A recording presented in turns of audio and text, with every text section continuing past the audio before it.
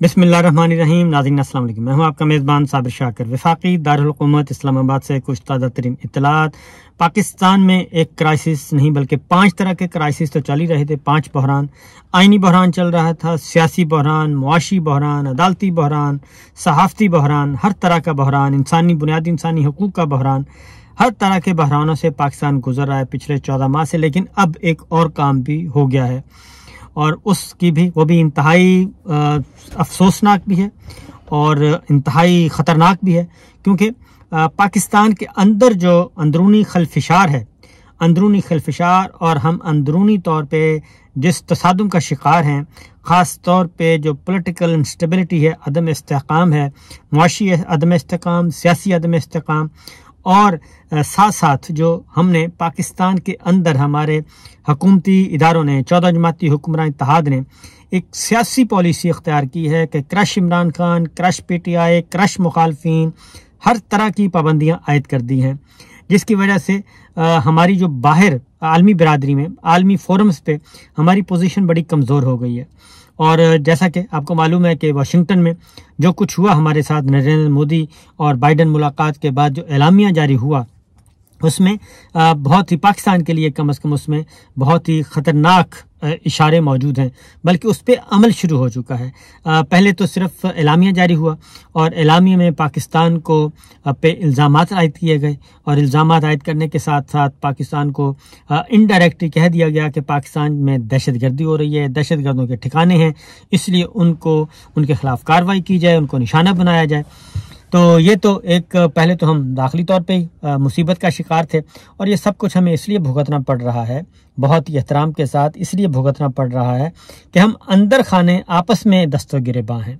और रावलपिंडी और इस्लामाबाद के दरमियान और फिर इस्लामाबाद के मुकीम जो आपस में गुत्थम गुत्था हैं, वो ये सारी सूरत हाल, इसका सामना करना पड़ रहा है पाकिस्तान को। और हुआ ये है कि उधर से अभी विज़िट ख़त्म भी नहीं हुआ, अभी मुश्तरका एलामिया जो खालिसतन पाकिस्तान के ख़िलाफ़ था और पाकिस्तान के ख़िलाफ़ संगीन तरीन इल्ज़ामात आयद किए गए और आने वाले वक्तों में ये हमारे लिए काफ़ी अलार्मिंग सिचुएशन है। तो लाइन ऑफ कंट्रोल पे जो एक तवील अरसे से सीज़ फायर था और जंग बंदी थी और line of control Pak Bharat Kashmir का जो लाइन ऑफ कंट्रोल है, मकबूजा कश्मीर, आज़ाद कश्मीर, वो तवील अरसे से हमारी सीज़ फायर चल रहा था, जंग बंदी चल रही थी। लेकिन उसका असर ये हुआ कि हमें सलामी के तौर पे फौरी तौर पे वो ख़त्म कर दी गई है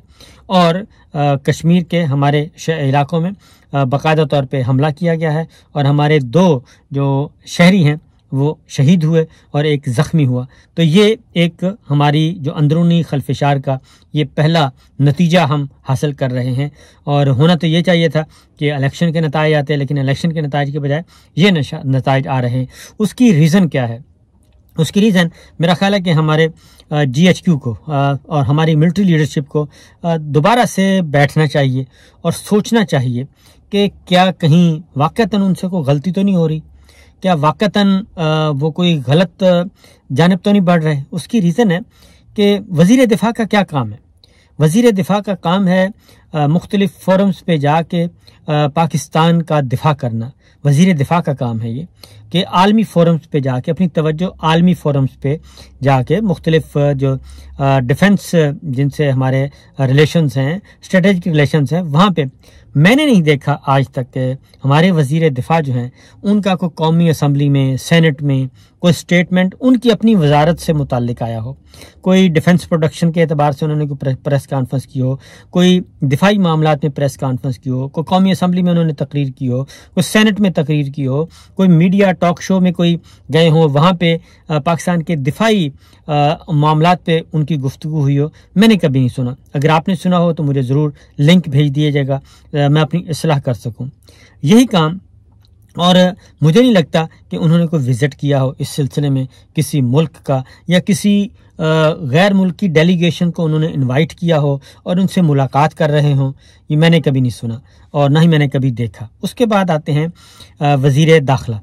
और हाँ, अलबत्ता वज़ीर दिफ़ा जो ख्वाजा आसिफ साहब हैं वो پاکستان تحریک انصاف کو کرش کرنے پہ، عمران خان کو کرش کرنے پہ، اور پولیٹیکل معاملات میں وہ بہت پیش ہیں، اور پولیٹیکل انجینئرنگ، پولیٹیکل مینورنگ، اور ہاں یہاں تک کہا انہوں نے کہ باجوہ صاحب کو اختیار دے دینا چاہیے اگلے آرمی چیف کی تقرری کا۔ باجوہ صاحب ہی سوچیں، وہ خود ہی فیصلہ کریں کہ اگلا آرمی چیف کون ہونا چاہیے، ان کی ایکسٹینشن کے لیے لابنگ کرتے رہے، یہ سب کچھ وہ کرتے رہتے ہیں، اور اعلیٰ عدلیہ کو گالم گلوچ دینی ہے، دھمکیاں دینی ہیں، وہ کرتے رہے، اب بھی ایسا ہی کر رہے ہیں، لیکن اپنی منسٹری سے متعلق وہ کبھی نہیں بولے، اور اس کا نتیجہ ہم نے یہ بھگتا کہ پہلے یہ جوائنٹ ڈکلیریشن آیا اور اب ہمارے حملے شروع ہو گئے ہیں، یہ پہلا نتیجہ ہے ہمیں جو بھگتنا پڑ رہا ہے۔ اسی طریقے سے رانا صاحب ہیں، رانا صاحب کے بارے میں بھی اگر آپ نے کبھی سنا ہو کہ وہ داخلی پالیسی کے بارے میں کوئی انہوں نے پریس کانفرنس کی ہو، داخلی پالیسی کے بارے میں کوئی ایک پالیسی سٹیٹمنٹ دیا ہو، اور اندرونی طور پہ پاکستان کو ٹھیک کیسے کرنا ہے، کوئی اس طرح کی اعلیٰ سطح کے اجلاس کی صدارت کی ہو، کوئی کسی ملک کا دورہ کیا ہو، کسی دوسرے ملک کے وزیر داخلہ کو انوائٹ کیا ہو، یا ان کو کسی نے انوائٹ کیا ہو، تو میں نے کبھی نہیں سنا، اور قومی اسمبلی میں، سینٹ میں کبھی انہوں نے اس بارے میں کوئی سٹیٹمنٹ دیا ہو، کوئی انٹرویو دیا ہو، میں نے کبھی نہیں سنا۔ ہاں ان کا بھی یہی کام ہے، کرش عمران خان، کرش پی ٹی آئی، اور کرش پرو عمران خان، کرش پرو عمران خان، یہ سارا کچھ وہ کرتے رہتے ہیں، اور انہی کی وزارت میں اس وقت سب کچھ ہو رہا ہے۔ ان کے کریڈٹ پہ ثانیہ مال ٹاؤن بھی ہے، ان کے کریڈٹ پہ 25 مئی بھی ہے، ان کے کریڈٹ پہ اس دوران 9 مئی کے جو واقعات ہوئے ان کو روکنے میں ناکامی ہے، دیگر معاملات سارے ان کے کریڈٹ پہ ہیں، لیکن وہ اس طرف نہیں آتے، تو اسی لیے ہم داخلی طور پہ بھی عدم استحکام کا شکار ہیں۔ میں نے کبھی نہیں دیکھا کہ وہ کوئی بلوچستان کا وہ انہوں نے وزٹ کیا ہو، کوئی باقی لوگوں سے کوئی بات چیت شروع کی ہو، ایسا کچھ نہیں ہے۔ اسی طریقے سے جی اب آتے ہیں وزیر خارجہ بلاول بھٹو صاحب پہ، انہوں نے بے شمار وزٹ کیے، اور امریکہ کے بھی بہت وزٹ کیے، اور دیگر ممالک کے بھی بہت وزٹ کیے، لیکن ان کے دوروں کا بھی یہ جو اعلامیہ آیا ہے، اور اس کے بعد یہ ہم نے جو کچھ دیکھا، یہ سارا کچھ جو اعلامیہ آیا اور پھر یہ ہمارا واقعہ ہو گیا، دفاعی جو لائن آف کنٹرول کو کراس کیا انہوں نے، یعنی کہ ہم پہ حملہ کیا، وہ سارا چیزیں سامنے آ چکی ہیں، تو اس کا مطلب ہے کہ بلاول بھٹو صاحب کی جو خارجہ پالیسی ہے اور ان کے جتنے بھی غیر ملکی دورے ہیں وہ بھی ندارد ہوئے اور وہ بھی فلاپ ہوئے، اور ہماری بات کہیں بھی سنوائی نہیں ہوئی۔ اس کی ریزن کیا ہے؟ یہ تو اسی طریقے سے وزیر خزانہ اسحاق ڈار صاحب کو لے لیں، مفتاح اسماعیل صاحب ان کے بارے میں ساری باتیں بتا چکے ہیں کہ انہوں نے کس طریقے سے پاکستان کی معیشت کو ڈبویا، اور جو ہمارے سامنے بھی ہے روز بروز، اور اب یہ ہوتا ہے کہ IMF ان کے منہ پہ تھپڑ مارتی ہے، اور وہ آگے ایک لاچار رپورٹر کے منہ پہ تھپڑ، انتہائی شریف آدمی ان کے منہ پہ تھپڑ رسید کر دیتے ہیں۔ یہ تو ہوا۔ ان کی خزانہ پالیسی کو دیکھ لیں، ان کی معاشی پالیسی کو دیکھ لیں، ان کی معاشی پالیسیوں کا نتیجہ یہ ہے کہ آج پاکستان جو ہے وہ بدترین حالات میں گر چکا ہے، اور ڈالر 180 روپے سے آج 287 روپے تک پہنچ چکا ہے۔ یہ انٹر بینک ریٹ ہے، اوپن مارکیٹ میں 300 روپے کا ہے، اور 290-92 روپے بتایا جاتا ہے، لیکن ملتا نہیں ہے، بلیک مارکیٹنگ ہو رہی ہے 300 روپے۔ امپورٹ ہماری بند کر دی گئی تھیں، IMF نے پھر پریشر ڈالا، بلکہ کہنا چاہیے ٹھیک ٹھاک ڈنڈا مارا، اور اس کے بعد ہم نے امپورٹ کھول دی۔ ایکسپورٹ ہماری آدھی انڈسٹری بند ہو چکی ہے معاشی پالیسیوں کی وجہ سے، اور جو ان کی مایہ ناز معاشی پالیسیاں ہیں، شرح سود جو ہے وہ 20% سے اوپر ہے، اور ان کے پھر ڈالر کے بارے میں، اس کے بعد سٹاک ایکسچینج جو ہے وہ کھربوں روپیہ، اس کا حجم جو ہے وہ 50% تک ریڈیوس ہو چکا ہے۔ اگر فار ایگزامپل اگر کوئی 5,000 ارب روپے کا، 1,000 ارب کا اگر وہاں پہ بزنس تھا، 1,000 ارب کا، تو وہ کم ہو کے 500 ارب سے بھی کم شرنک ہو چکا ہے۔ تو یہ ہماری سٹاک ایکسچینج کی حالات ہیں۔ فارن انویسٹمنٹ ہماری مائنس پہ جا رہی ہے، کوئی بیرون ملک سے آ نہیں رہا۔ ہم اپنی جو ہمارے جو پیداواری یونٹس ہیں وہ ہم اپنی پراپرٹیز سیل کر رہے ہیں، لیز پہ دے رہے ہیں، خواہ وہ روزویلٹ ہوٹل ہے یا وہ ہمارا کراچی پورٹ ہے، جو کہ چل رہے ہیں، منافع پہ چل رہے ہیں، وہ چل رہے ہیں۔ بیمار یونٹس کے بارے میں ابھی تک ہم نے کچھ نہیں کیا۔ یہ ہماری خزانہ پالیسی ہے۔ IMF جو ہے وہ مسلسل ہم سے ناراض ہے، اور اس کی وجہ یہ ہے کہ ہم نے پہلے ان کو آنکھیں دکھائیں، اور اب ہم ان کی منتیں کر رہے ہیں، لیکن وہ بار بار کہہ رہا ہے کہ پہلے آپ شرائط پوری کریں تب ہوگا۔ 1.3 $3 ارب لینے کے لیے، یعنی کہ $1.25 ارب کے لیے ہم 14 مہینے سے ان کی محنتیں کر رہے ہیں، لیکن وہ نہیں ہے۔ جبکہ دوسری جانب ہم اوورسیز پاکستانیوں کو گالیاں دے رہے ہیں، ان کی بے عزتی کر رہے ہیں، ان کی توہین کر رہے ہیں، ججز کی توہین کر رہے ہیں، ججز کی فیملی کی توہین کر رہے ہیں۔ یہ سارے وزراء جن کا یہ کام تھا کہ وہ عالمی فورمز پہ اپنا کام کرتے، پاکستان کا مقدمہ لڑتے، پاکستان کے لیے لابنگ کرتے، پاکستان کے لیے انگیج کرتے، لیکن نہیں۔ اس وقت بھی واشنگٹن میں کیا ہو رہا ہے؟ اس وقت بھی واشنگٹن میں ہمارے وزیر قانون جو ہیں وہ پہنچے ہوئے ہیں، امریکہ میں پہنچے ہوئے ہیں، اور وہ وہاں پہ کیا کر رہے ہیں؟ وہ عمران خان کے خلاف ایک ڈوزیئر لے کے گئے ہوئے ہیں، اور وہاں پہ باقاعدہ طور پہ جو لابسٹ پہلے عمران خان کے لیے دن رات کام کرتے تھے، اب وہ نظر آ رہے ہیں جناب اعظم نذیر تارڑ صاحب کے ساتھ، اور وہاں پہ عمران خان کے خلاف جو ڈوزیئر ہیں وہ دکھائے جا رہے ہیں۔ اس سے بڑی شرمناک بات کیا ہو سکتی ہے کہ ایک زمانہ تھا کہ ہم انڈیا کے خلاف جو ڈوزیئر ہیں، اپنے مخالف ملکوں کے دشمن ممالک جن کو کہتے ہیں، ان کے خلاف ہم ڈوزیئرز لے کے UN پہ جاتے تھے، امریکہ، برطانیہ، جرمن، فرانس، یورپ،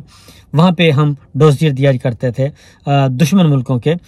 بارے میں، اور اپنا مقدمہ وہاں لے کے جاتے تھے۔ لیکن آج ستم ظریفی یہ ہے کہ آج ہم اپنے ہی رہنماؤں کے خلاف، سابق وزیر اعظم کے خلاف ڈوزیئر لے کے جا رہے ہیں۔ اس سے زیادہ شرمناک بات اور کیا ہو سکتی ہے کہ ہم اپنے جو داڑھی ہے، اپنی داڑھی، اپنا فیس یہ نوچنے کے لیے دے رہے ہیں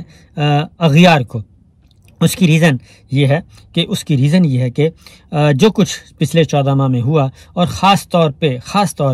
25 مئی اور اس کے بعد پھر یہ 9 مئی کے بعد جو کچھ ہوا، اس کے بعد تو دنیا بھر کی جو عالمی تنظیمیں ہیں انسانی حقوق کی، وہ سب کی سب حیران ہیں۔ انسانی حقوق کی تنظیمیں، صحافتی تنظیمیں، انٹرنیشنل کمیونٹی، وہ سب کی سب حیران اور پریشان ہو گئیں کہ یہ کیا ہو رہا ہے۔ اس کی ریزن ہمیں چارج شیٹ کیا جا رہا ہے، ہمیں خبردار کیا جا رہا ہے، ہمیں وارن کیا جا رہا ہے، اور نہ صرف اقوام متحدہ کے انسانی حقوق کے ہائی کمشنر، بلکہ Human Rights Watch organisation, Amnesty International, RSF اور دیگر جو ہماری تنظیمیں ہیں، انٹرنیشنل آرگنائزیشنز ہیں، وہ کر رہے ہیں۔ تو یہ سارے کے سارے ہمیں چارج شیٹ کر رہے ہیں۔ ہمارا کوئی پرسان حال نہیں ہے۔ اس کی ریزن واحد اور واحد یہ ہے کہ ہم نے اپنے اندر کی جو لڑائیاں ہیں، ان کو، سیاسی لڑائیوں کو، ہم نے اس کو دشمنی میں تبدیل کر دیا، اور مائنس عمران خان اور کرش عمران خان اور کرش PTI کا باقاعدہ طور پہ دانشوروں کو سلوگن دیا گیا کہ اس سلوگن کو آپ نے زیادہ سے زیادہ پروموٹ کرنا ہے۔ تو اس کا نتیجہ ہمارے سامنے آ رہا ہے کہ ہمیں مار پہ مار پڑتی جا رہی ہے، لیکن ہم پھر بھی درست ہونے کے لیے، اصلاح کرنے کے لیے تیار نہیں ہیں۔ تو ہماری ملٹری لیڈرشپ کو دوبارہ سوچنا چاہیے، ٹھنڈے دل سے بیٹھ کے سوچنا چاہیے کہ آخر یہ کیا ہو رہا ہے ملک میں، اور یہ 14 جماعتی حکمراں اتحاد جو ہے، بلکہ 15 جماعتی حکمراں اتحاد، آخر یہ کر کیا رہا ہے۔ اور اتنی سپورٹ کے باوجود یہ ان کی ناکامیاں ہیں، یہ کسی اور کی ناکامی نہیں، یہ اسلام آباد کی ناکامیاں ہیں، 14 جماعتی حکمراں اتحاد کی ناکامیاں ہیں، جو کچھ ہمارے ساتھ ہوا۔ تو دیکھتی ہے جی، دعائی کر سکتے ہیں ہم تو۔ محرم ذوالحج کا مہینہ چل رہا ہے، 2-3 دن کے بعد منگل کو جو ہے یوم عرفہ ہے، اور شروع ہو جائیں گی حج کی جو عبادات ہیں، رسومات ہیں، وہ شروع ہو جائیں گی 7 ذی الحج کی شام کو۔ تو دیکھتے ہیں کیا ہوتا ہے۔ دعا کرنی چاہیے ہمیں سب کو، اللہ تعالی ہم سے رحم کرے۔ اجازت دیجیے، اللہ حافظ۔